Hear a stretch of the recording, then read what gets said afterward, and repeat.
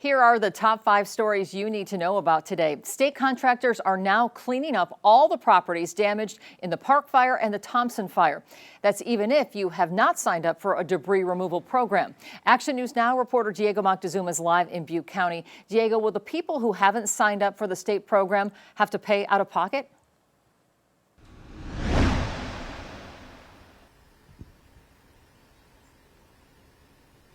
Yes, Kelly, property owners will have to pay for the service if they don't take advantage of the free program soon. A lien will be placed on the property until the cost of abatement is paid. Now, this is a lot that has been cleared and it's completely finished, but a final notice was mailed March 17th for people who haven't enrolled into a program. After that notice, depending on structural debris or hazard tree removal, homeowners have 10 to 15 days until crews get to all properties impacted from the fires.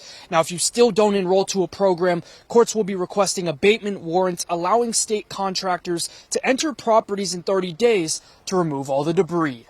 Back to you, Kelly. New this morning, trains near the city of Shasta Lake are back up and running after a freight train caught fire. I reached out to Union Pacific. A spokesperson told me around 9 last night a fire broke out on a Union Pacific train about 6 miles north of the city of Shasta Lake. The train came to a stop and CAL FIRE put out the fire. Train traffic resumed around 10 o'clock last night. The cause of that fire is under investigation. Also new this morning, Reading police arrested a suspect after a lengthy overnight standoff. This happened on Ricardo Avenue in Reading. After midnight, police went to a domestic violence call. Officers say the suspect, Ty Brown, refused to come out of his home. Officers sent in an armored rescue vehicle trying to convince him to come out. Eventually, officers got into the home and Brown was taken into custody for domestic violence. New this morning, a Tehama County man was sentenced to more than 2 years in prison for vandalism and assault with a deadly weapon.